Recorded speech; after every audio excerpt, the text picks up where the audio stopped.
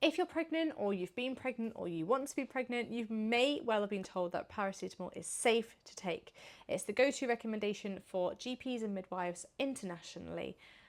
But in 2025, you may have seen Donald Trump talking about paracetamol causing autism in children. All the advice that we have been quite confident in about taking paracetamol, it was all thrown into question. Harvard researchers, the FDA, and a major study rung alarm bells about whether we should be advising women to take paracetamol. Then, just months later, a comprehensive Lancet review said the complete opposite, that paracetamol is safe in pregnancy. So, which is it? Let's talk about it. Let's see what the science says. I'm not going to give you any advice because I'm not a health professional. Please speak to your doctors, but we're just going to talk about what the research talks about. Welcome back. I'm Joanna. I'm a mum to two, a 2.5-year-old and a 10-month-old. I'm liking covering some research-based topics at the moment, generally one study at a time, but it can get a little bit more nuanced up in here. This might be a nuanced one today. Paracetamol, also known as acetaminophen, I think that's how you say it, or Tylenol in America, is used by more than half of pregnant women worldwide. It crosses the placenta, meaning that baby is exposed to it too. For years, some researchers have been raising concerns that prenatal paracetamol exposure might be a link to neurological development disorders such as autism spectrum disorder and ADHD in children. A large number of observational studies, including one of the Danish national birth cohort, involving over 64,000 women, did find associations between paracetamol use in pregnancy and higher rates of ADHD and autism in children. Then, in August 2025, researchers at the Icahn School of Medicine at Mount Sinai did a systematic review of loads of different researchers and found that higher quality studies were more likely to show a link between taking paracetamol in pregnancy and neurological disorders. A researcher at Harvard, I'm going to butcher it, Andrea Baccarelli, and one of the senior authors, said that the evidence was strong enough to warrant a concern. And in September 2025, the FDA agreed. They issued an advisory to clinicians urging caution around taking paracetamol while pregnant. This was significant. The FDA does not move cautiously on these sorts of things without reason. So did they jump the gun? Are they raising alarm bells without enough evidence? What's going on here? And then we see people like Donald Trump saying that taking paracetamol causes autism in children and so we shouldn't be taking paracetamol. It gets really messy. Well, there's counter evidence, of course. It gets quite complicated. In January 2026, a major review published in the Lancet came to almost the complete opposite conclusion. Researchers at City St George's in London, University of London, did a systematic review and a meta-analysis of 43 previously published studies.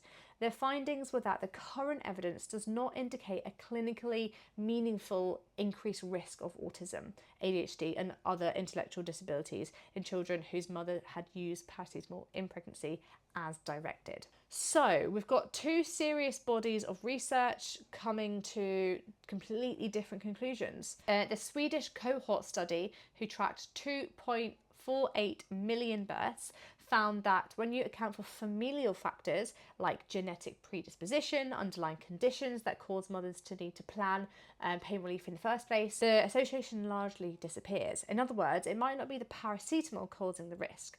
It might be that the mothers who need paracetamol more often are more likely to have children who are predisposed to other conditions that we can't rule out entirely. The Lancet researchers also noted that the studies that had shown a link had significant methodological weaknesses. They couldn't separate the drug's effects from the effect of pain or fever that promoted its use in the first place. Now, the FDA does say that we should be cautious on one side, but the Lancet is saying that we shouldn't be cautious as much on the other side. Well, the American College of Obstetricians and Gynecologists, it's such a mouthful, and the American Academy of Pediatrics both still recommend paracetamol as safe to use as directed. They explicitly disagreed with the FDA's 2025 advisory notice saying that paracetamol can be dangerous and linked with autism. They disagree.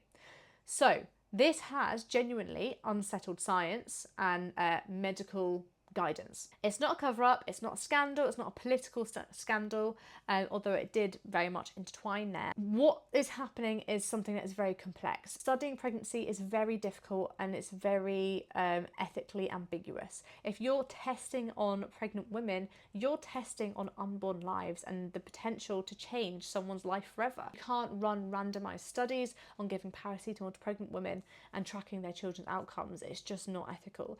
You rely on observational data, and observational data is vulnerable to confounding. It's hard to isolate all of these different factors because there are so many factors, and it's not causation, it's correlation. And the outcomes that you're studying, ADHD and autism themselves, they're incredibly complex, multifactorial, and difficult to attribute to any single cause. It's not necessarily environmental, it's not necessarily genetic, but there are both of those factors playing a cause here.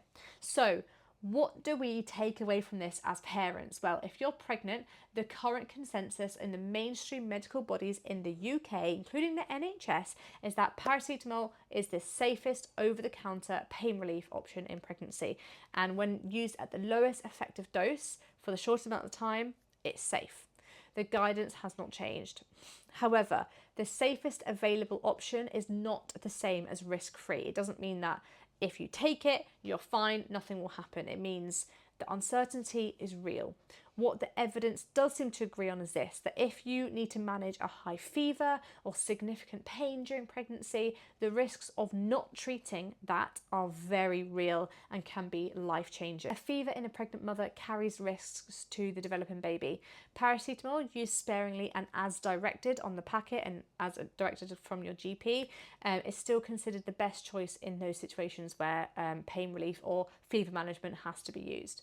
What is not supported is using paracetamol casually or preventatively for mild discomfort that can be managed with rest, heat, or non-pharmacological approaches, like water bottles or just relaxing, a hot bath. Speak to your midwife or GP. Don't listen to everything that you see on Instagram or TikTok. There's so much misinformation out there, and your first port of call, if you're in any doubt, is speak to your doctor or your midwife. Even myself, don't take what I say as gospel. As far as I'm aware, as I said, the advice from the NHS is to use it as directed if needed. If you like this video, please do hit like and subscribe. I'd love to have you along on my journey. If I seem a bit delusional, I'm absolutely exhausted and I'm watching my baby sleep and I don't feel very well. I think I need to take a paracetamol. I hope this video helps. Please do follow along and I'll see you for another video. See you later.